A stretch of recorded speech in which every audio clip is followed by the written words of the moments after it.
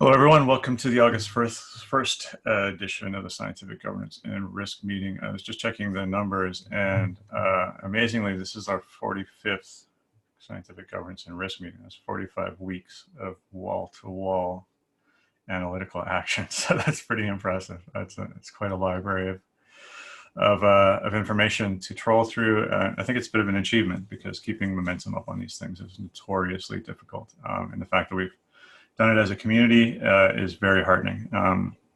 It's good that we've maintained that momentum because that momentum is about to ramp up into overdrive. Thanks for the correction, David. This is about to ramp up into overdrive. We have a lot of things that are going to start happening in the next month or two. And I keep on teasing that, and it's generally my policy not to tease things because that's, it's annoying.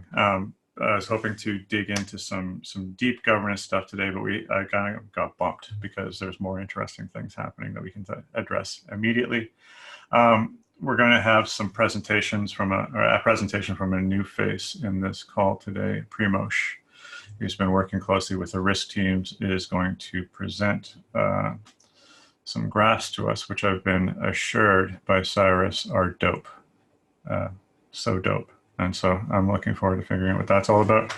But let's talk about, well, let's do the preambles, and then we'll talk about governance very quickly. Then we'll talk to, and we'll hear from David about what's been going on in the forums. The preamble is this: we are enormously interested in hearing what the community has to say, and this is the opportunity for immediate back and forth. So if you have a question, please type it into the chat. If you have access to a microphone, please pipe up and just ask your question. You can interrupt us, we don't mind. We also have a forum now. The forum is now my favorite place to be. I'm going to paste a link into the chat now. If you have a question that you feel didn't get addressed in the call or is outside the scope of the call or just too much for the call to handle, please type it in this forum thread. We're also going to be posting links to the videos after the call is over. We'll be posting summaries there. We'll be continuing the discussion. And so this is where the long tail of governance happens. The forum is it. And I think that you can refer back to the library of 46 previous episodes to figure out how important it is, or we consider the forum to be. I'm not going to get into that conversation today. What I am going to talk about is one of the first major items on our roadmap that's coming up on this march towards MCD launch is going to be the asset priority poll. And we've talked about this in blogs. We haven't really talked about it in the call. We've talked about it in the chat. We've talked about it in the forums. The asset priority list or asset priority poll is a mechanism which will allow the community to surface, signal, I should stop doing this buzzword. So let us know which which assets they want the community, the governance teams, the risk teams to focus on first. There's a lot of work to be done. There's 7 assets that need to be evaluated with rigor. In order to get everybody on the same page, we need to figure out which ones we're working on first. I've just posted a link to the forum thread, cleverly entitled the Asset Priority Poll. There's some discussions in there about different ways we can go about conducting this poll. And so what I'm doing here is I'd like to get some signals from the community. I want to know what the community thinks the best way of managing this poll is. There's some context about some of the limitations that we have in our existing system. We've never attempted to try to find a priority list, and we don't have drag and droppable boxes, and we don't have sliders, and we don't have other pleasingly advanced UX mechanisms yet, but we can definitely shoehorn a priority poll into the system. Please have a look and then vote on the poll, figure out which one you like.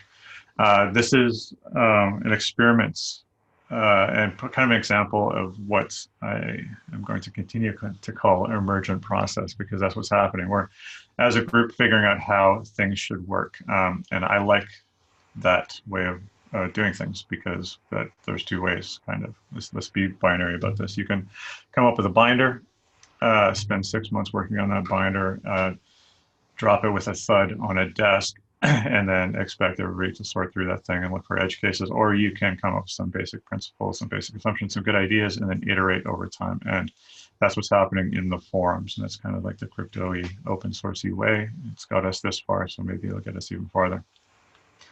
So what we're doing, the example of that emergent process is I referred heavily when I was making this post to processes that was not created by the foundation. The processes were created by the community in this other thread called meta governance and signal request. So we have a lot of people talking to each other, debating what's the best way to surface a signal in the forums and have that lead into a signal in the polling system. And so I actually referred to this new sort of rule set in the forums to figure out how to do my job, which is a really cool way of moving this entire operation forward. I think it was super satisfying. So I followed Long for Wisdom's rules as best as I possibly could, with some contributions from the rest of the group to make that new poll for the asset priority list. That poll will be open for 5 days, I think. Once that's done, we will use that to craft the new poll that goes into the governance mechanism proper. That new mechanism will go live, or sorry, not the new mechanism. The new poll will go live to determine the asset priority list on August the 12th. Before that happens, we will all be enjoying a new version of the portal as well. We're going to talk about that next Thursday. Chris is going to come in from product, will come in and give us a brief tour of what's changed in the portal and explain some of the new tools, new freedom that it presents us to do more than one thing at a time, which is going to be nice when it comes to agility and velocity, and give us some insight into how the snapshotting mechanism works and how the differentiation between polls and executives. It's going to be very exciting. I think that's all I'm going to get into today, other than leaving the community with a request to hit up the forum thread, make your voice heard, read through the debates. If you have a better idea about how to conduct the poll, we would love to hear it. There's 5 days to give us feedback before we start working on implementing it. So, all right, I think I'm going to stop there. David, let's hand it over to you for a very, very speedy. Yeah, super brief. So I'm not going to cover everything that is in the governance at a glance thread. So if you guys don't know about it, Long for Wisdom has a consistently running thread that he updates pretty much every week with any new discussions that are going on. It's really comfortably kind of categorized. I'm going to link the whole thread here just for you guys on the call if you guys are interested in checking it out. But I'm only going to cover the 2 new threads that he added this week. If you're curious about the other threads, you could just listen to me talk about it on the last call, or you could just go on the thread and check it out yourself. So the 2 new threads that surfaced this week are, there's one about an explanation of continuous voting and the peculiarities of the 726 executive stability fee vote. So what happened was on the 19th of July, we saw a vote passed with 32,000 MKR. But since then, somebody lifted the hat of an old proposal, and this old proposal happened to have around 78,000 MKR.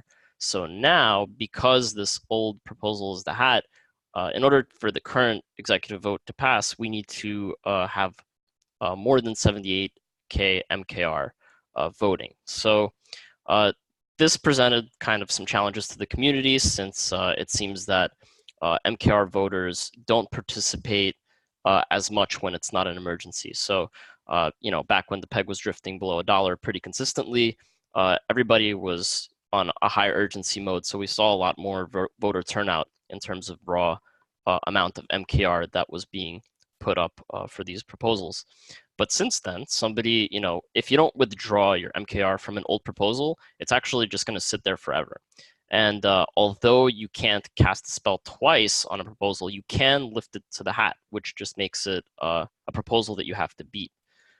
So the thread covers this issue, and I think actually the next version of DS Chief solves this issue. But nevertheless, it's an interesting thread.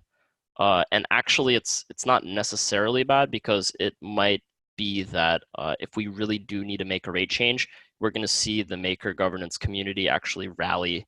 They have to rally at least 78K Maker to make any real change. So it actually might increase voter engagement. But again, we have yet to see it. And this is just one of the current things that's happening in governance at Maker. And so the other thread that I want to cover is Quadratics.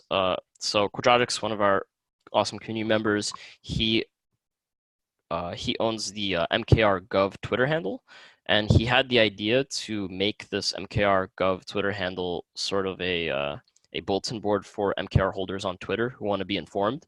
And the idea was to have a hybrid kind of bot that automated when new votes come out, when interest, like pretty much just governance stuff. So new votes, interesting threads, even like maybe timed updates of votes. So if you have an executive vote going on, maybe twice a day, it could tweet, hey, there's 10K MKR with 60K needed to pass, so we'll have that signal kind of going out into the public to give MKR holders one more place where they could be informed about governance stuff. So I thought this was a great idea. I tagged Mark, who created the MakerDAO bot that gives updates on the Maker system already. He said he's looking into it, so it'd be really cool to have a Twitter handle like that, just generally speaking. And I think this also brings into attention the greater issue of the fact that MKR holders need to have a place where they're informed about governance. That's not just, dig through the forums yourself, dig through everything yourself, even though that's very important. But yeah, that's it. Those are the two new threads that happened this week. Since last week, conversations have happened in all the other threads, so definitely check those out. But yeah, that's it for my section. Thank you. All right, thanks, David. We have lots to go over today. Presentations from Primoz, and we also have the state of the peg from Visheshanalytics.co.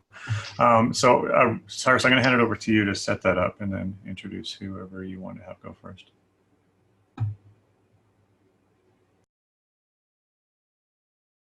Yeah, sure. So I think we're going to start off with Primoz, who's going to introduce some data analytics, and then we'll have Vishesh go after. Works. Okay. You ready? Yeah. Hi, guys. So because my time is very limited to present you all these interesting metrics we were working on for the past month or two, together with Santiment team, I'm going to give you just a really short introduction. The company I run is called Block Analytica. I've been working together with Vishesh and Cyrus now for some time, developing risk model for MakerDAO. During this time, I was also focusing on various metrics that I wanted to present to you, and came across Santiment, which was able to provide me with technical support for developing this platform, which I'm going to present to you now. Please find the link in the chat. I'm going to share my screen. Note also that the platform is still kind of in beta mode, needs redesign. But yeah, let me start. I'll go quickly through all the 7 categories we introduced. I won't cover all the graphs because there's so many of them, but yeah, here we go. So the first category, we called it network activity. It takes a look at on-chain activity of DAI or Maker. We're going to focus on DAI now. You can also smooth the data for as many days as you want. And let's check first the address activity. So this is the daily active addresses. So the DAI addresses that interact daily with blockchain. And the number is increasing, and the trend is very positive. There's about 2,000 active addresses constantly interacting, which is very positive. The orange line is the network growth. So these are the new addresses generated daily for DAI, which is also increasing and very positive. This spike that you're seeing, this is the Coinbase effect. And I'm going to call it Coinbase effect because you're going to see a bunch of bunch of times this kind of effects from Coinbase that happened, I think, 5 days ago when they introduced the campaign. And the blue line is active deposits on centralized exchanges, and it's more or less it's flat because more or less everything's happening on chain with DAI, I guess. Every metric can be compared with either DAI price or Ether price. You can find some patterns here. I wasn't able to find anything actually, but I was able to find some patterns here, which the metric is called transaction volume, number of transactions, basically on-chain activity of DAI. And what's perhaps interesting is that every time the volume picks up of on-chain activity for DAI, and also the number of transactions, the DAI price tends to spike up. And this happened also last year and this year. And most probably this thing is connected with the fact that when there's increased activity, increased trading of DAI, people are mostly bidding up DAI, so mostly buying DAI. And that's probably because when Ether price is falling, people want either to hedge and go into DAI, or what's even more possible is that CDPs, they just want to protect their from getting liquidated, and they start to repay their debt. So that's why I always see spike in volume and spike in DAI price, because there's obviously a bid. We also have mean and median transaction values. This metric went down from this year, probably because there's much more users of DAI transacting. The mean is about few thousand, 5,000, median about 2,000. And you can see again, this is the Coinbase effect, when there were so many interactions, but really small amounts were actually traded, if not really traded, but transferred. The daily token circulation, again, this is amount of DAI tokens that circulate every day. So the amount of tokens that actually are transferred. And again, it's picking up. This tells you about the adoption itself. It's connected with spikes as well, like we saw before. What's interesting to me is that about 3 to 4 or maybe 5 million tokens circulate each day, which is, I don't know, above 5%. So velocity being above 5%, that's pretty high for a token. I think Ether has about 2% or something. So DAI is trying to be medium of exchange token. That's pretty cool statistic that we see here. Okay, we have some top transactions, but I'm not going to show you this. Nothing really relevant. The next category, CDP Stats. Basically, we want to show the activity of CDPs from locks, freeze, swipes, and so on. You can compare it with Ether price, and what you can also do is you recalculate all the event types to DAI. I prefer to use DAI because if you're looking what's happening with locks and freeze, which are denominated in Ether, it's much better to look through it. I mean, to show the dollar value. That's why I choose DAI. I won't spend much time here, but again, you can see the Coinbase effect. A lot of Ether, a lot of the amount of locks was pretty high, but if you look at the value itself, nothing relevant, right? So these CDPs were just opened, not much collateral was posted or DAI drawn. Of course, locks are above freeze because system was growing, much more collateral was provided than freed. Similar in nominal terms, in values. We could see some freeze recently. This is connected with larger CDPs freeing collateral, which we're going to show you later why they were doing this, or which were doing this. Probably connected with refinancing with secondary platforms. Similar story with draws and wipes, Coinbase effect here. A lot of of events of DAI being drawn, but in nominal terms, basically zero. And again, similar story. Some vibes recently, but mostly we were seeing draws. I won't go into details here. Open CDPs, again, Coinbase effect. What's interesting that daily there are about 40 CDPs opened, and it's pretty pretty constant, right? It's the trend is I mean, the amount of CDPs is increasing. This is one outlier here. And CDP users, these are basically new CDPs that issue debt, right? So you could see a lot of CDPs at Coinbase issue debt, but the amount was really small. And then we have CDP distribution. So the amount of Ether locked in a CDP, mean and median, you could see the mean was going down since New Year.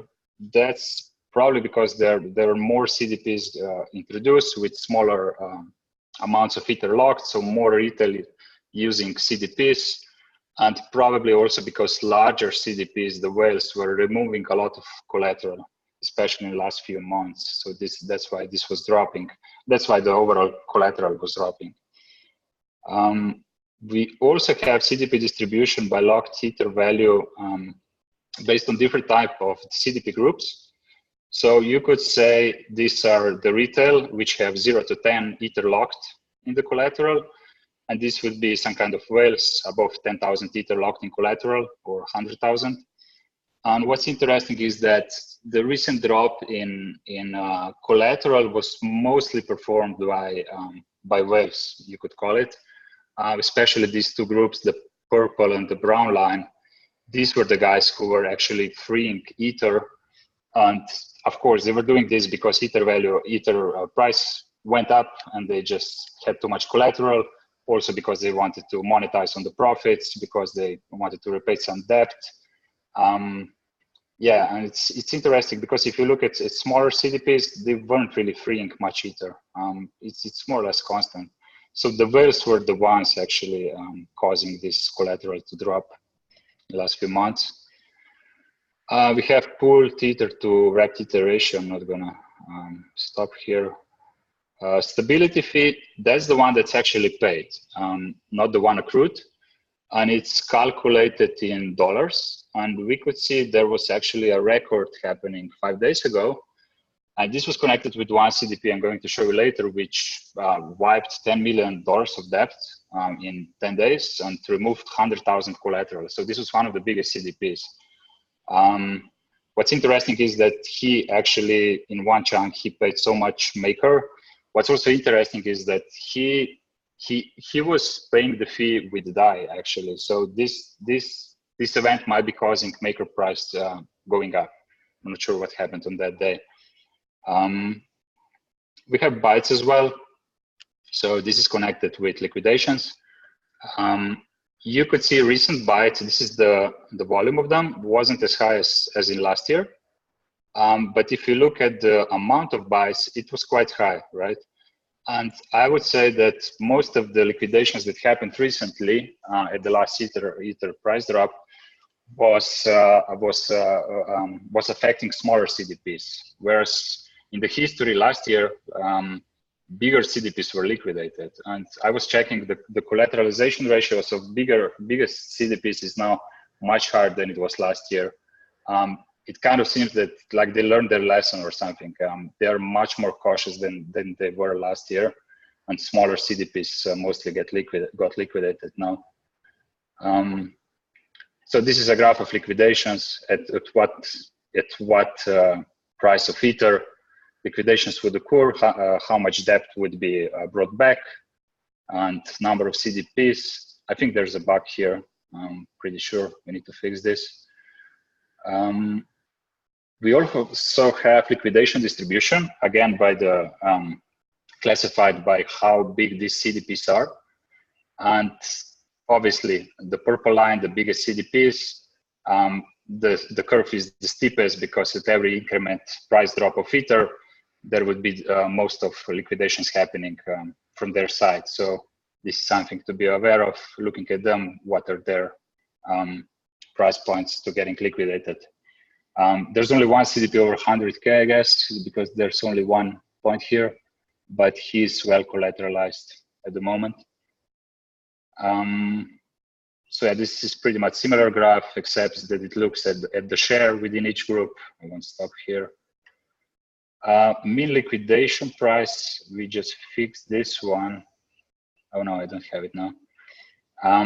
basically what I wanted to show is what's the mean liquidation price if you don't consider distribution, just how much would the Ether price need to drop to have total portfolio liquidated. If you just say, okay, there's the DAI supply and we want 150 liquidation ratio, how much would the Ether price need to drop to get liquidated? It's not really relevant, but it's good to see distance among them, between them. But the distance cannot be shown now because they're on two different scale axes now. So that's why I need to repair this graph. We have the event types again for draws, wipes, locks, freeze, and I'm going to stop at freeze. So the Ether that got freed from collateral or removed. And I'm going to show you what happened like recently. So this is again classified into different buckets, right? These are the biggest CDPs, the brown and purple ones, and these are the smaller ones.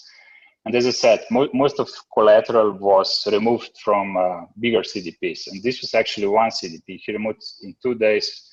Actually, no, it was in 10 days. So I guess there are some other larger CDP doing the same. He removed 100,000 Ether. And it was so interesting to see that he actually traded the Ether to repay the debt, right? So I guess this was happening like from 15 July till now.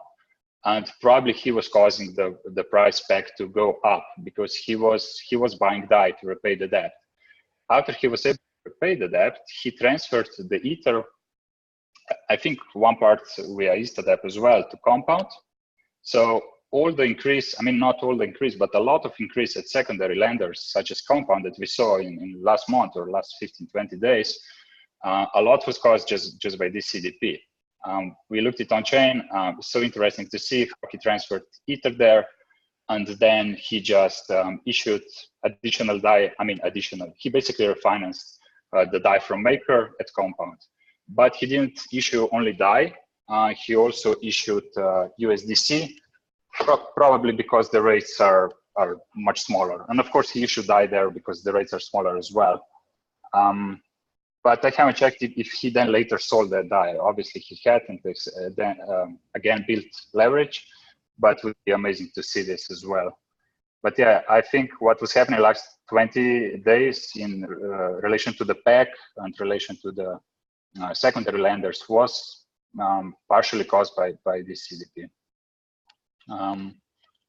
Okay, next category, we have collateral stats. DAI supply, nothing interesting. Ether CDPs, we know we reached a peak in April, and then it went down because there was a lot of Ether removed.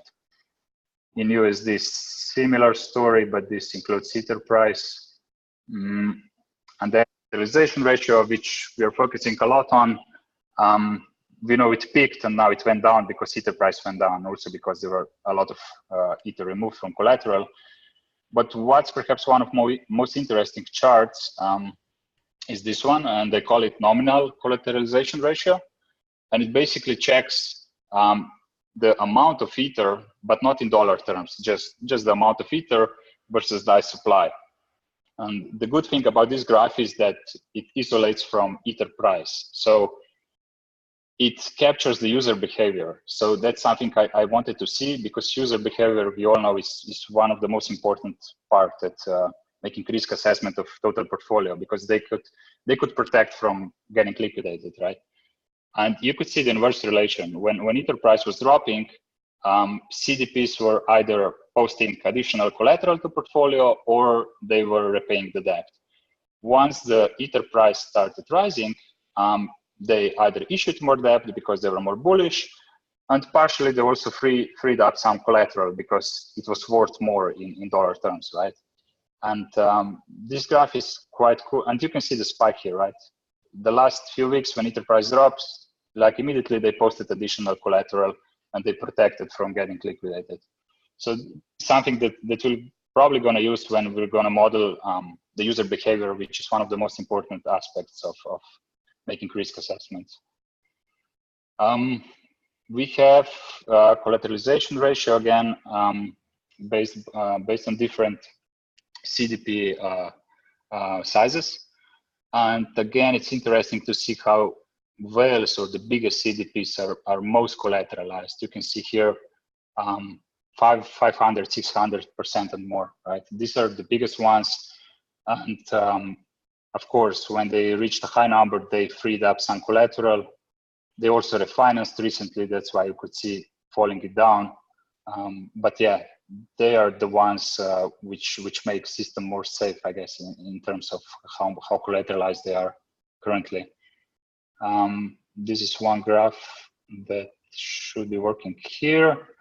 Again, this is the nominal collateralization ratio that I presented before. I wanted to see the pattern again. This number itself doesn't tell you anything. It's just the pattern that you're interested to see how they behave. And you could see that they all behave similarly, except again for the bigger CDPs who were a bit more cautious here, who had higher nominal collateralization ratio than the smaller ones. Let me go back. Okay, stability fee, nothing important at the moment to analyze. So this is one chart which is also interesting. Basically, what we wanted to show is how much of the DAI that is issued from CDPs is converted to Ether and then put back in the collateral. So like saying repledging the DAI, the debt, or let's say putting collateral on leverage on top of other collateral that CDPs put, right, from their own sources. And this blue line is actually tells you the number of Ether that was brought to collateral in addition to all collateral and that was brought by them. Or if I correct myself now, the amount of Ether that came to collateral by trading DAI, so by leverage, right? So we know that part of collateral in MakerDAO is purely on debt, right? Because people trade it on Ether, in Ether and then bring it back. And I wanted to measure the share of it, so to see how much of the Ether in collateral is actually on leverage, right? Was brought back on leverage. And you could see this ratio. These are actually, this is percentages. So it's 20 to 30%. This is 31%. You could see in the periods when Ether price was rising, people becoming really bullish, right? And they actually, all the DAI that they issued, they immediately converted it. And by the way, this algorithm tracks it in 24 hours. They immediately converted it into Ether and brought it back into the system. And it's good to detect when people are highly leveraging themselves. And what's also intuitively interesting is if this figure is like 20, 30%, makes kind of sense because the total debt is around 30% of collateral. I'm not saying that all of the debt ended in collateral back, but I would say 20% for sure. And it's good to see, again, you can see the behavior of how people actually use CDPs for leverage long Ether trading. So that's quite a good metric, I would say, but it's not perfect. The algorithm is not like 100%. We're not doing detective on-chain work. We just set the algorithm that tracks these events, and I think it's quite okay. Let me just a second go to the next tab. Okay, we have balances of DAI health. This is something that comes handy when you want to identify DAI demand. You can also check it for Maker. I'm gonna present DAI now. I'm not gonna stop here, but I'm gonna stop here to show you the number of holders that hold the DAI. Again, this is for different groups. You can see again the Coinbase effect, small amount of coins, many holders. What you could also see is that trend is picking up for retail, which is good, some kind of sign of adoption. Whereas for whales, for other holders, probably market makers, it's more or less flat, so it doesn't change us. Like holders of 1 million and above DAI, it's only 14, 15 of them. But then we also have total holders balance. So this one is really interesting because it basically shows you within the category how much DAI those addresses hold. And it was interesting when I saw this. So the black line is total DAI supply. And whenever the total DAI supply falls, the balance that falls is, of course, from largest addresses. And that's because these are probably market makers, right? And you can see this here happening and happening here and lately as well. And I'm not sure, but I guess this could be a good proxy to measuring inventories of market makers, because, I mean, obviously not all of them are market makers with such high amounts, but large part they should be. And I think you can track this by just comparing DAI supply or just looking at their holdings and what's happening with them. So this is interesting to observe. Another very interesting thing we've been working on is holders breakdown. So now our job would be to detect all the DAI holders and classify them who they are. Of course, that's impossible, but we were quite successful. We were able to identify, I think this is 1/3 of addresses. And we classify them into 7 categories. I'm sure other categories will follow, such as market makers if you find them and so on. Point is, we want to fill this blank gap that's here as much as possible, because the other part is pretty much unknown. Interestingly, you can just see the balances below. So you can just select, let's say, you want to see how much DAI is held on loans on margin platforms, and you could see it here. And please be aware, these are the unutilized DAI on lending platforms. So these are not the issued DAI, but the ones which are just sitting there, which is good, because if this part is increasing, that's a sign of, sign of demand. It's a sign of unutilized DAI, which is positive for the demand. And you can also look some interesting stuff, such as, I don't know, treasury. You could see Aragon was piling up DAI in their treasuries, which is great. I checked centralized exchanges. We follow quite a lot of them. Like HIT BTC is has 3 million of DAI. Then I think it's KuCoin. What's interesting is that Fed BTC, which supposedly has the largest volumes, what we were able to find in their wallets was 20,000 DAI. Now, I'm not sure. I mean, it could be that we missed some wallets. It's possible, but I'm pretty sure those volumes, it just doesn't, they're pretty suspicious with the wallets and the activity we found with their addresses. So yeah, that explains it.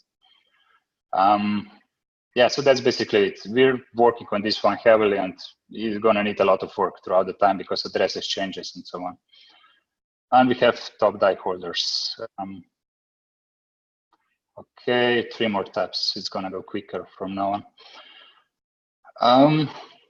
Yeah, this category, we basically want to see how much of spare capital CDP owners have. So you could imagine that CDP has an address, owner has an address on which he issues DAI, but the Ether that he locks in collateral is locked into a smart contract.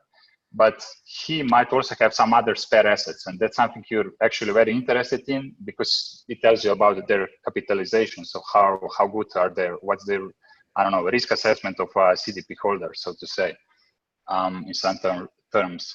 And we want to actually measure amount of Ether and red Ether they hold, because probably those numbers are the biggest. But we're still working on this one. So far, we were able to include DAI and Maker.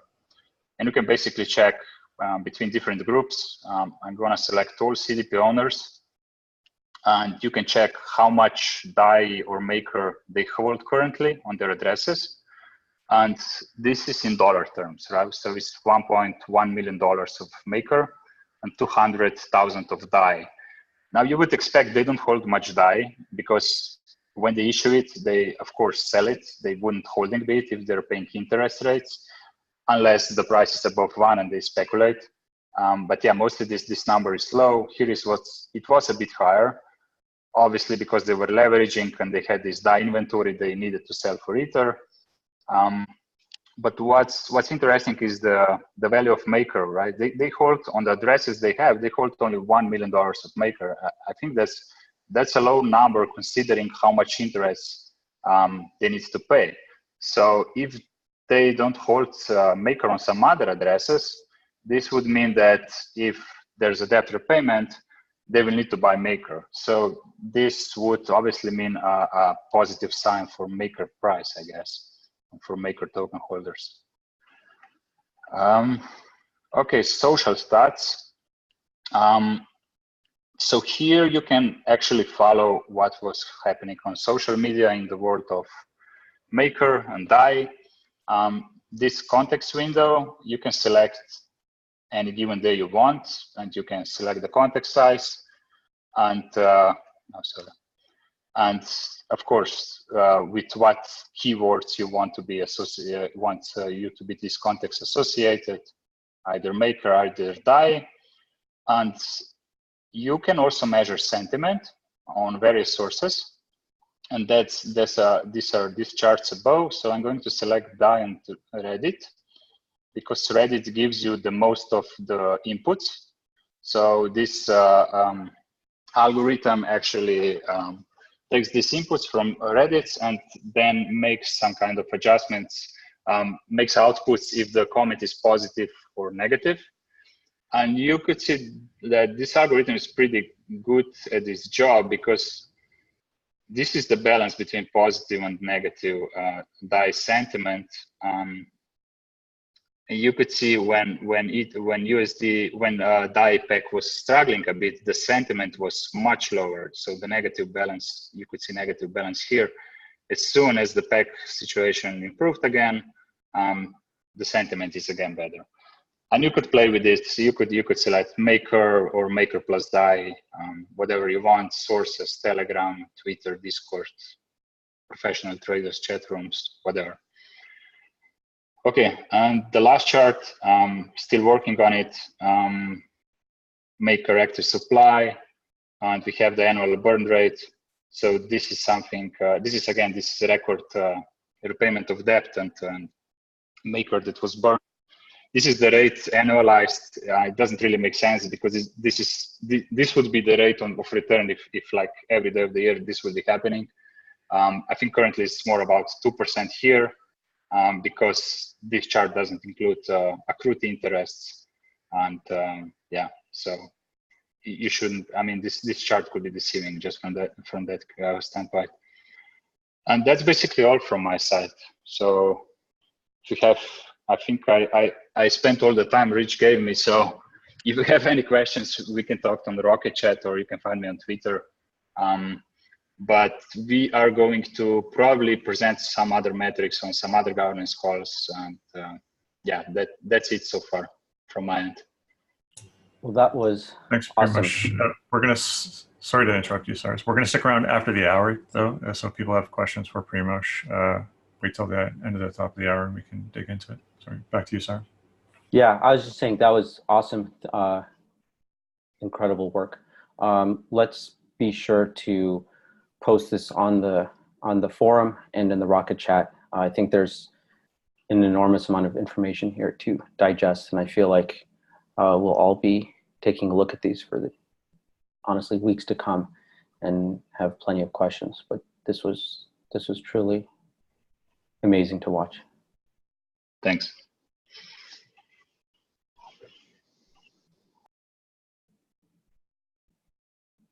So I guess let's finish up our agenda for the day, and then we can maybe revisit this after the hour or get some questions in. Vishesh, do you want to present some stuff about the DAI price? Yeah, and I'll go quick. I mainly just wanted to make sure Primoz got a good chance to go over all those great graphs. So yeah, I'll just quickly share. Right. So I mean, I think people got a good sense of a big chunk of the metrics this week. So I'll just go quickly through DAI price. It's been fairly stable over the last 24 hours. The spread was kind of evenly distributed around $1, slightly skewed down. And then what's interesting is actually if you look at the last 7 days, it has pretty much been hovering, just above and below $1. So over the last 7 days is netted out to actually slightly above $1, even though in the last 24 hours it's slightly below. So I would say pretty darn balanced right now.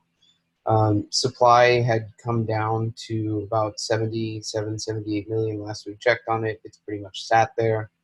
One thing that I did want to kind of look at that was new this week, and I know we're going over a lot of new metrics, a lot of new topics, especially as we go into risk modeling.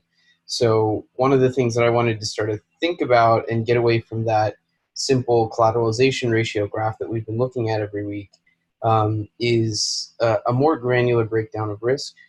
So I had kind of tweeted out this graph here. Some of you may have seen it, but essentially was just stratifying the DAI supply by collateralization ratio buckets. So all the CDPs, all the DAI that lives in them, counted up and stratified into different, effectively, bands of risk, and then graph that visually here as a stack graph to add back up to the DAI supply.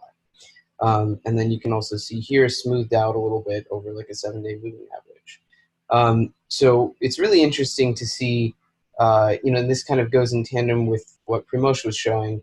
As that DAI supply kind of grows, even though collateralization ratio shot up from 350, 300% to almost 500%, and then back down to around 450%, it has now come down a little bit lower. It doesn't tell the whole story because it's really not the greatest measure of risk, because risk actually more is weighted more heavily on the lower collateralization ratios and much less on the higher collateralization ratios. Above 500% collateralization, there's very little to no risk, right? It would take a tremendous drop in ETH price to create negative outcomes for maker holders. So then what we really want to be visualizing is how much of the debt is really living in this kind of red zone. And so that's kind of roughly what this strives to do, is to say how much of the debt is below, say, 200% collateralization or 300% collateralization. And that is a much better tracking of the aggregate amount of risk in the system, because as Primoz had shown, there's a bunch of large CDPs that are very heavily collateralized, and so those actually carry much less risk with them. And so what's really interesting to see is like actually kind of in tandem with what Primoz was showing again, where his graphs showed spikes in quote-unquote leveraging behavior around September and December. That actually corresponds very well with the amount of debt that lives below, say, 300% collateralization. Those values were at their highest around September and December, and have come down fairly significantly since then. And you can see just this huge growth, kind of funny enough, aligned with the explosion of secondary lending platforms, a growth in the percentage of CDPs, or rather the percentage of debt that lives at an extremely high collateralization ratio. So it's possible, and this would take a lot more investigation, that those secondary lending platforms actually disproportionately took on riskier loans for Maker, right? So I've shown that there was a lot of refinancing behavior, but it would be really interesting then to understand if it was disproportionate refinancing where some of the more risk-seeking CDP owners were the ones that refinanced to secondary lending platforms, which would make sense with lower collateral requirements, liquidation penalties, ratios, things like that. So it does make sense that Maker has some of the more conservative risk parameters out there right now. So it would actually attract some of the less risky lenders and borrowers. So that's a really interesting thing to double click on.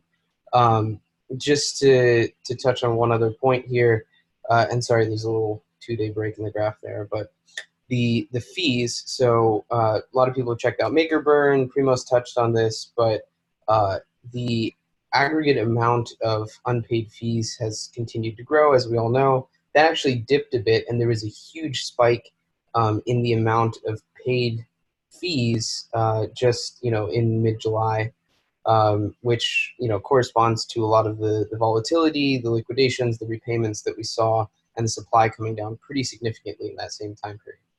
So again, apologies for the break in the graph, but the conclusion here is that the paid fees have actually they shot up right in the middle of July there to kind of repace with the unpaid fees. So you could kind of see the unpaid fees were increasing at a much higher rate before, but with this sort of rapid increase and sort of a leveling off of unpaid fees due to a significant decrease in supply. And as I'd shown previously with the circulation graphs, a lot of that supply was with older debt before. So those older CDPs had a much higher proportion of the unpaid fees because they've been accruing debt for quite a while. And somebody had recently shared in the Maker chat their breakdown of unpaid fees versus potential liquidation penalties. And they'd shown that the unpaid fees don't in any cases come close to exceeding the liquidation penalties, so that's not like a realistic concern at the moment. So this is I think extremely positive for Maker holders because they're realizing more of those revenues and there's less risk of sort of unrealized revenues. So those are positive stats. To touch on the secondary lending platforms again real quick, because this is, I think, Primoz touched on a lot of the Maker stats. So for the secondary lending, there was kind of this run up in the rates and the utilization on these secondary lending platforms just at the end of July there. That has come down a little bit, so that's pretty interesting. The DAI supply overall has come down, and the 20.5% stability fee is kind of held, so there wasn't a change there that could have caused an increase in supply and potentially an increase in supply on secondary lending platforms. But what's interesting is it was not moved, so this is just kind of stabilization from what's been going on with ETH price, and I think some degree of delayed effects, which was something that I was kind of stressing last week, is given some time, some of these metrics do tend to level out, which is, I think, basically what we've been seeing happen because the DAI price, which was sitting above, had come below and then gone back above. And so given a little bit of time to oscillate, it does sort of even out to about $1. And then on the secondary lending platforms, even though this utilization was peaking, sort of as the DAI supply came down a bit, the utilization on these secondary lending platforms came down a bit as well.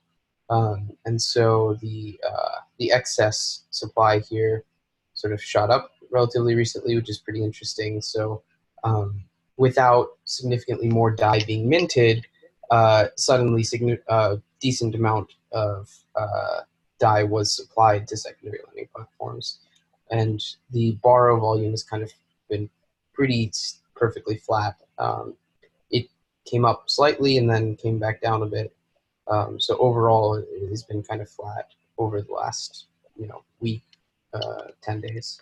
Vishesh, quick question. So what that kind of means is even though there isn't significantly more demand for DAI, there isn't significantly more DAI being borrowed, the overall float of DAI is actually less. More DAI was added into secondary lending platforms, which means presumably there was some large purchase of DAI and someone is holding the bag on that 20.5% stability fee and someone else just obtained a large quantity and supplied it to secondary lending platforms is the most reasonable explanation. Okay, so there's kind of your condensed version this week. Again, same as Primoz, open to questions afterwards. Happy to double click on anything that I know it was a fair amount pretty quickly.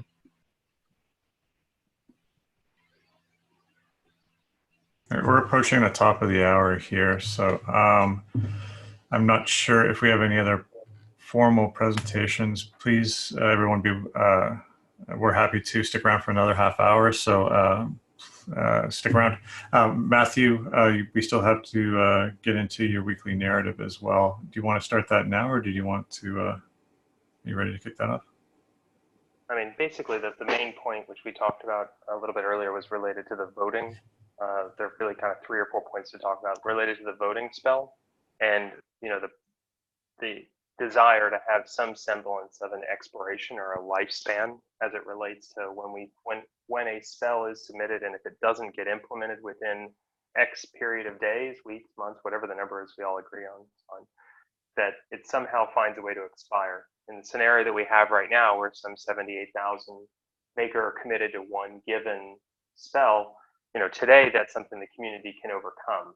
Right now, 3,000 some odd Maker in the burner wallet, not that big of a deal. When that number, you add a 0 to that, as time goes on, it becomes a larger and ever-present larger issue to get rid of. The ability to muster the number of Maker to get rid of it, the easier solution is just to have spells expire. And there was a forum post, people went back and forth, and apparently there's a way to implement it technically. I don't understand the nuances of how to do it, but it's something that the apathy related to voting is one thing. The apathy ability to be even able to vote is one that, without being too dramatic, it can present an existential threat unless we address it. That in concert with the fact, right now we have the peg that's more or less holding, and the stability fee is still, elevated, but functional. The question really, however, now is after an enormous amount of refinancing, which is a very healthy sign in an economic system, we've never been the size, never had the amount of DAI issued that we have right now. And if we find ourselves in a scenario where demand is driving the ship, not really our ability to restrain the outstanding supply, if the peg starts to break upward, by default, we will be, the natural response would be to lower the stability fee to cause the creation of more DAI to then reharmonize the price. But by doing that, and we have no data to support, what the elasticity would be in terms of how much DAI would be needed to be minted or created to keep that peg, I'm the broken record on saying the debt ceiling is a subject matter that really needs to be addressed sooner than later, especially as demand goes, if demand really is driving the ship. Now, you've mentioned, Rich, a number of times that the portal is, coming. And if it comes relatively soon, it's kind of like not an issue. If we get ourselves where that portal gets delayed, the ability to vote gets delayed, and our ability to get signal from the community becomes a much greater issue to have what priority of what vote needs to happen each week, because if we're locked into one vote, one signal for a poll, and then one signal to actually make a decision and put it completely in serial, then there's a much more pressing issue. I think that doesn't look like it's an issue, but I think it rapidly could become one. And the other points I can bring up in the chat session after the fact. Yeah, I agree with you, Matthew. It's a good, possibly it's an interesting segue. We can circle back to Primoz and Vishesh questions. But as far as governance goes, I'm always hesitant to offer promises about launch dates, but let's call this like a 98% confidence level that next week the new portal will be launched. And once that new portal comes out, the gloves basically come off on what it is we're capable of doing with governance as a community. And we're gonna have to start talking about some things. So, and we have a lot, we've identified issues with the ecosystem, we've identified improvements. Some of the examples are, let's talk about exponential rates stepping, let's talk about changing the cadence of the votes, let's talk about X, Y, and Z, let's talk about the debt ceiling. We've been comfortably living in the world of theoreticals at this point. That's going to change, because once the new portal is there, we're going to need to start digging into these things. And I think that that activity is going to happen in the forum. And we need to make a concerted effort to start digging up some of these potential polls that we've been discussing over the last couple months and figuring out how we get them into a cleaned up state and refined, and then start seriously considering putting them into the polling system. Well, will those polling systems, do we know if we're going to be potentially exposed to that same type of spell lack of expiration issue with that new system? Well, so yeah, that's another great point, because this is something that needs to be talked about as well, because as far as like I'm trying to pay as much attention as I possibly can. It's been a busy couple of weeks to the chat and to the forum. I've seen some discussions that there's different options at work here, and this is something that we've identified for a while as a problem, and I've seen it myself when I've tried to run scripts against the chain to figure out who did what when. And the first time I did that, I was horrified to learn that there's still somebody who's staking their maker against the 0.5% stability fee increase, which was the first one we ever did. We need to figure out what to do with these presumably abandoned blocks of maker, and there's different options on the table. We can either just set a time limit, it's like maybe after 6 months that maker just gets sent back to your wallet. Maybe after 3 months that maker can be poked by a keeper that says like, hey, this maker is not participating anymore, let's put it back into that person's wallet. There's also the possibility that when an executive is voted in and another executive is voted in, there's no going back anyway. So all of the maker that's no longer applicable can come back. There's lots of options on the table here. We need to think about it though. We can't do anything sort of arbitrarily. The biggest point, I guess, that's important is that we get a vote and we get clear signal that fixing the issue is something that needs to get fixed. Yeah, I agree, and that starts obviously in the forum. So, so I think that you referenced a forum thread about this that I haven't actually stumbled on yet. I could repost the link. Cool. Yeah, we need to figure out what that looks like, because there's game theory at work here. We need to think about. There's also signaling at work here. We need to think about. There's more options out there. Like, it doesn't need to actually be a contract change. It could be somebody throws up a web page that says like, hey, look at all this maker. Like, that just puts them visibility on stale and or abandoned stake weight, and which gives the community an opportunity to do some awareness campaign type stuff, as opposed to that article, that forum article makes a great technical argument, and I'm all for helping to try and fix it. The key point I'm trying to bring up more than anything is the humanity side of this. If you develop a system that's not designed to only run a year, but really to run several decades, or who knows how long it'll run, the humanity of all of us starts to kick in. And no one wants to be the guy who gets hit by a bus, but we really hope the guy who's got, or gal who's got 78,000 maker doesn't get hit by a bus right now. Yeah, that's another interesting, I think that the entire crypto space as a whole hasn't quite wrapped their heads around what happens to abandoned tokens. It's not just a maker problem, it's a DAI problem as well that people talk about every once in a while. Well, but in a scenario that's so essential for voting, with this, with the intent of active, vibrant voting, it becomes more acute. Yeah, there's also. I agree completely. This is. Go ahead, Dave. Yeah, I was gonna say there's also C. Mooney put up a comment that actually looked at the new DS Chief in multi-collateral DAI, and I think that this case that we're experiencing in single collateral DAI is actually like it's prevented in the code by not letting previously lifted proposals to the hat be lifted again. I think that's what the code says. I'm not a coder, but like just looking at it, I'm pretty sure that that's what it means. But for those of you that are interested, I linked his comment. Yeah, that removes the surprise aspect, but it still doesn't address the stale and or abandoned problem. Well, it just means that Matthew raises a good point that potentially, like, we need to move maker back and forth in order to secure the system. And if a whale or a consortium of whales or the delegate systems come into effect, and then that maker gets abandoned and or stuck on a proposal that we can't overcome as a community, that's a huge problem. So I think that it's not unsolvable problem, because at that point there's drastic solutions that are available. We can vote to slash that abandoned maker, but I don't even want to consider the fallout that would occur in that situation. But there's things that we can do. But in the short term, we need to get into the forum and all align and start collecting some really good ideas and then figure out what the best way forward is.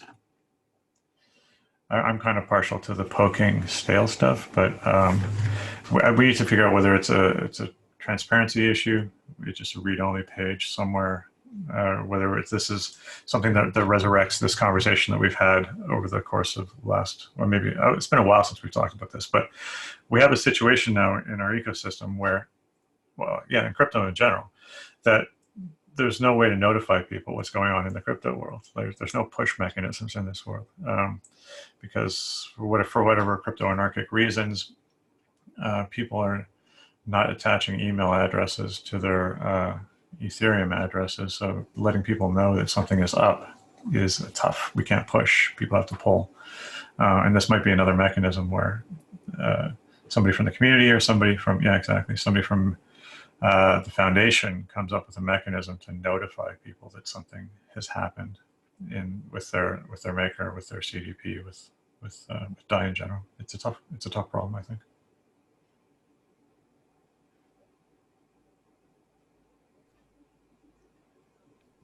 So do we want to move to Q&A for Primoz and Vishesh? Yeah, sounds good to me. David, were there some questions in the chat related to those presentations we can dig into? No, I didn't see any explicit questions in the chat, but I did have a question for Vishesh about the phenomenon of more excess DAI showing up on Compound now over time. So like, I guess I'll just ask my question, right? So do you think that now, since that amount of DAI, excess DAI is increasing and the borrow rate is decreasing, it's going to kind of cause like this positive feedback loop of even more people refinancing their debt from MakerDAO to Compound, and thus further decreasing the total DAI supply? Because like, yeah, like, do you see kind of this cyclical continuous cycle that happens until like an actual demand floor is reached? So the first thing to think about, I think, is the pathway. Like how I think we tend to focus on like prices and supply values, but I think thinking about the physical like pathways for obtaining these assets and how they wind up where they do is extremely important for understanding this stuff. So, for example, if you think about if supply is actually contracting and at the end of the day, the amount of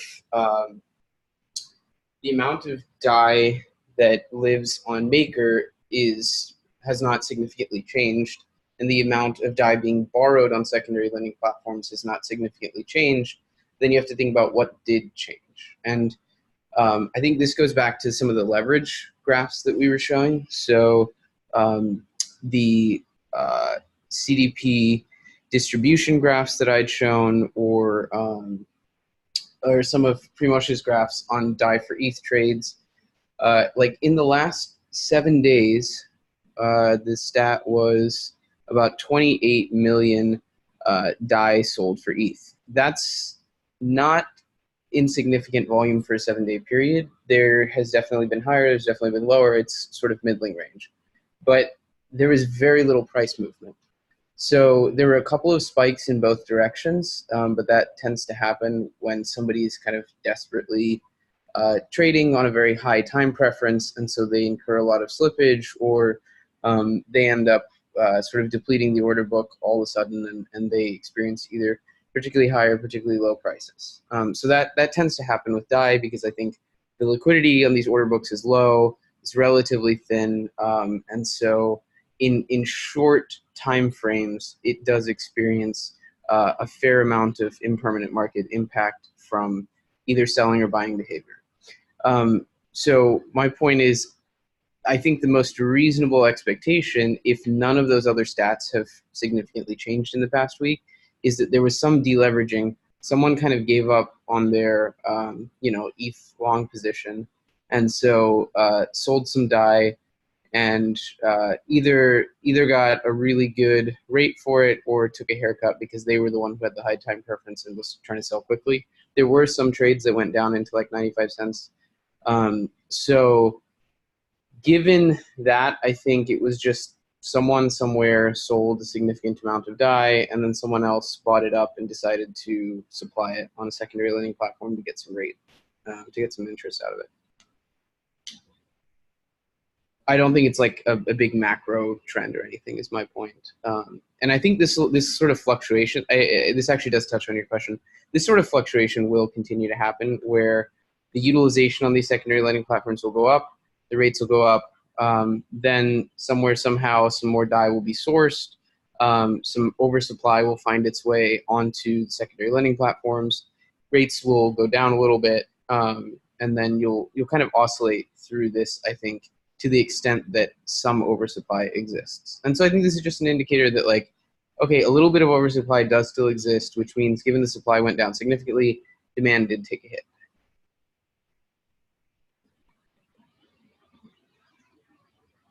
Cool, thanks. That makes sense.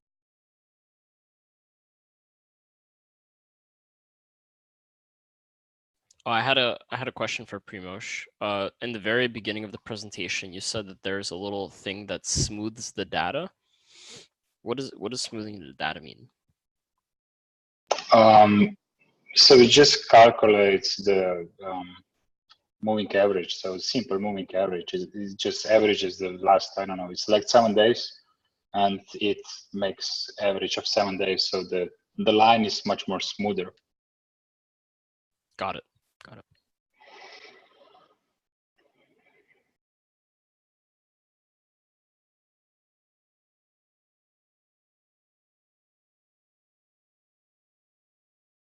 So maybe actually I'll ask a question of Primoz, or we can just kind of start a topic discussion. One of the things that I've been looking at is, and I've shown this a couple weeks ago, was transaction volume of DAI. So transaction volume of DAI has picked up rather significantly, especially compared to trading volume of DAI, which has kind of been low to middling range for its like long-term average. So to me, this is primarily as a result of a lot more usage in smart contracts and a lot more DAI sort of being passed back and forth through the DeFi ecosystem. But one of the metrics that I've tracked over time is the amount of DAI that's being held by CDP owners. And so it's interesting to then talk about completing the cycle on that for selling DAI for ETH. And so you'd mentioned that one of the metrics that you were tracking was the addresses that own CDPs that then go and sell DAI so you can for ETH, so you can track the leveraging behavior. I've found that very, very low, like all-time high, like 4% of DAI is actually held by CDP owner addresses. So maybe you can pretty much answer a little bit about how you think about tracking how that DAI moves hands, if it moves like multiple addresses, right? So people may have multiple contracts or multiple addresses that daisy chain ownership of those CDPs, and subsequently like where that DAI changes hands. So right now, what I'm thinking is that very little DAI is held by CDP owners. By and large, when they are minting DAI, they are passing it off rather quickly. You have any thoughts on that? Is that what you're seeing as well? Mm-hmm. Yeah. The inventory that you're talking about, I call it the inventory. So that's the amount of DAI that the owners hold is pretty low. I mean, I showed now it's 200,000. Before, at some points, it was 5 million. And I guess the inventory gets higher when they're leveraging more, right? Because some CDPs are pretty sophisticated and they do transaction in you could see it in the same hash. They just issue it and they just send it to exchange and it's done. So we don't see it on the address really, or it's like immediately happening. But some they they trade it really slowly. So they always have some amount. So they don't issue like 1 million of DAI, and then they have this DAI on their address, and then they sell it. But what they do, they issue, I don't know, 50,000 of DAI, because that's the only thing they could sell at the moment, because the markets are still not that liquid and they don't want a slippage. And then they do this in small increments, right? That's why when you do a snapshot of a CDP owner DAI holdings, it's actually pretty small at the moment. But if you like we did, we checked in 24 hours and you just sum it up, and then you see how much they bring back, the number is much higher, right? Because it's this time difference that how these things are happening. Does this satisfy your answer, your question? Yep.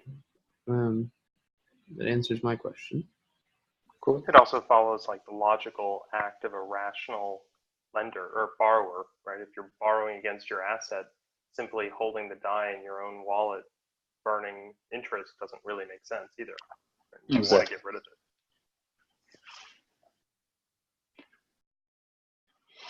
Yeah, but it's interesting. At some points, we saw 5 million of DAI in the inventory. So I guess at some points, some people don't mind if holding it for some time. Can you go back to, or can you talk about the chart that had the mean liquidation value, the difference between that, the one where you said the axis was messed up on the left side? I didn't quite catch what that was, but it sounded interesting. It's not really that interesting. Oh no. because it's the mean. That's why I went. Let me try to find it. No, I think it's next one. Nope. Should be here. So you mean this one? Yeah. Yeah, this tells you how to put it.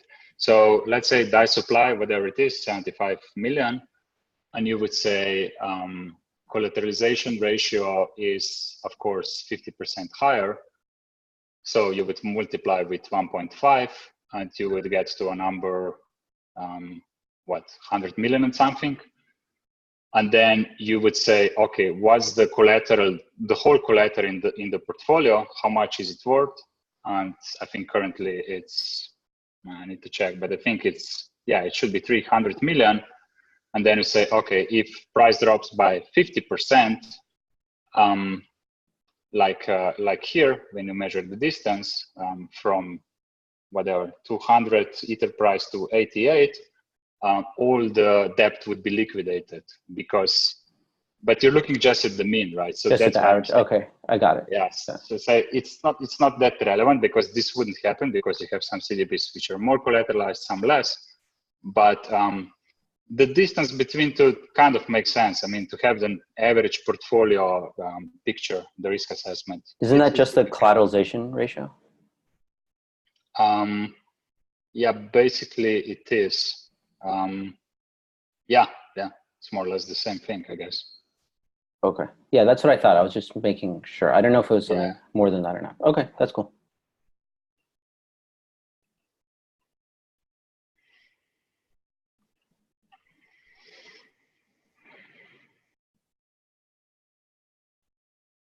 There's a lot to go over here.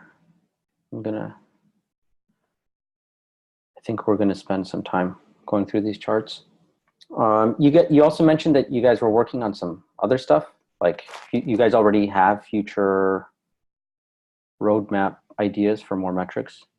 Any idea for what those might be? Like, no, but I mean, as soon as we started this, I saw how many stuff could be developed or shown. So it just happens through the time. Probably the biggest challenge will be identifying DAI holders as much as we can. It's a bit of detective work, and you need to readjust addresses and so on. But it's, it's good to have it.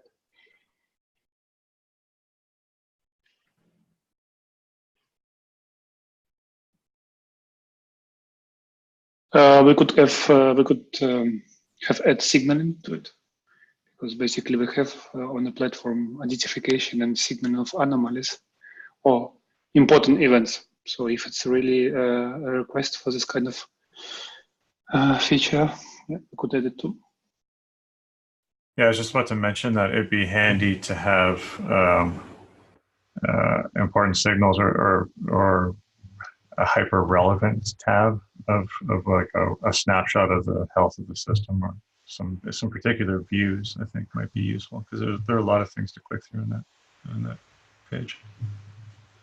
So you would mean there is a kind of health check, and then some flags where you select, okay, let me know if something on this screen, which I believe important, like just suddenly changes above the threshold, or specific percentage, or something in this direction. Yeah, some kind of or specific dashboard would be interesting. The alerting mechanism, though, that's something I'd consider. Sorry, was that Mexican? No, I just wanted to say that what's perhaps missing is there's so many charts, and of course not all of them are really relevant. Some of them really make sense to look at them every now and then, but some of them could be like used on daily basis, and obviously we would need like a front-end dashboard just to focus on those, I guess, and then signals and so on. Yeah, I think we've already internally brainstormed some ideas for what a front-end public, like a public-facing, almost like a retail dashboard would look like. So as an average user coming onto an analytics site, I think they'd want to see some of the more important CDP statistics, stability fees across the various collateral types, DSR when it comes. And then I think, for example, just speaking at a glance, I think some metric of distribution of DAI is useful. So if there's 90 million and 10 million of it is in compound or whatnot. Inventories for market makers, if that's a thing, maybe anonymized. Maybe you're onto something that we could look at it by demographic. So like, I'm a voter, what do I care? Or I'm a voter who's interested in the stability fee, here's my single pane of glass. Or I'm a risk analyst or I'm interested in the DSR, here's my single pane of glass. That would be really cool. Right, stuff like that. So yeah, maybe we can sync up offline and discuss some ideas around that. Yeah, it's a great pleasure. Yeah.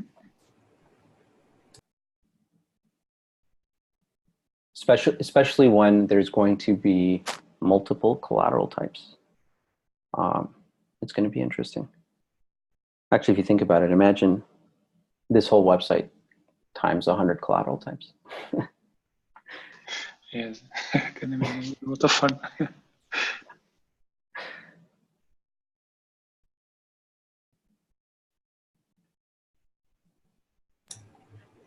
All right, we're coming up on the 30-minute mark of the Q&A aspect of the call. I think this might be a handy place to end the meeting. Thanks, Primoz, for the presentation. There's a lot to digest. I'm hoping that we'll see some more interesting graphs in the future calls. Thank you once again, Vishesh and David and Matthew, for your presentations. Please continue the discussion in the forums. Have a look at the signal request for what the asset priority list might look like, and have a poke around, because there's a lot of interesting chats going on in there, a lot of decisions that need to be made. And touching on Matthew's point, we have a series of polls that we have identified in the last couple of months, and in the next couple of weeks, we're going to be able to act on those. So let's put some effort into resurrecting those threads and maybe refining them for implementation. All right, thanks everybody. That's it for this week. See you next week.